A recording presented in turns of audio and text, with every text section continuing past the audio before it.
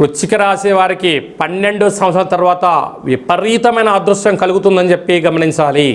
వృశ్చిక రాశిలో ఏ నక్షత్రాలు వస్తాయనగా విశాఖ నక్షత్రంలో చివరి పాదం 4వ పాదము, అనురాధ నక్షత్రంలోని 4 పాదాలు, జ్యేష్ఠ నక్షత్రం 4 పాదాలు కలిపితే వృశ్చిక రాశి.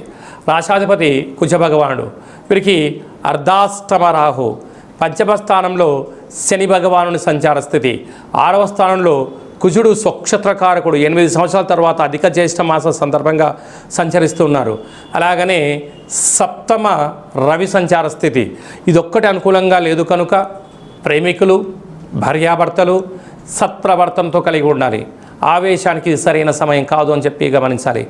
అష్టమంలో బుధుడు స్వక్షత్రకారకుడు, అక్కడే శుక్ర సంచార స్థితి ఉన్నాడు కనుక మీరు స్థిరాస్తులు, చరాస్తులు, వ్యాపారాలు, పెట్టుబడులు, స్వర్ణపు బంగారు వస్తువులు, అనంతమైన సంపద మీకు సొంతం కాబోతుంది.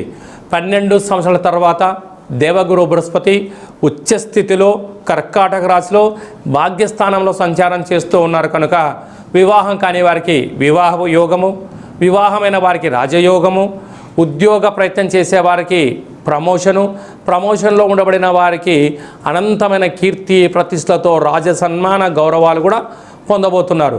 కనుక ఈ వృశ్చిక రాశి వారికి 12 సంవత్సరాల తర్వాత అంతటి సువర్ణపు యుగంగా భావించాలి.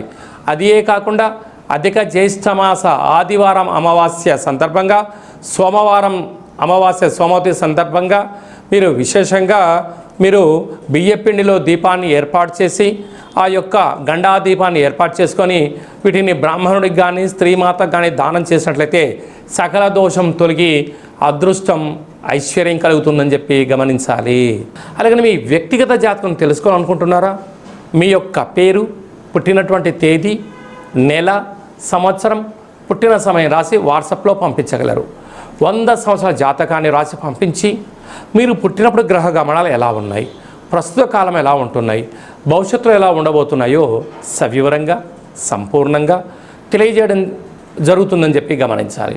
డేటా బర్త్లు లేనటువంటి వారికి పేరు యొక్క మొదటి అక్షరాన్ని అనుసరిస్తూ రాశి స్థితిగతులు తెలియచేస్తూ రమణ శాస్త్రం ద్వారా అనగా గవళ ద్వారా భూత భవిష్యత్ వర్తమానాన్ని తెలియజేయడం జరుగుతుంది.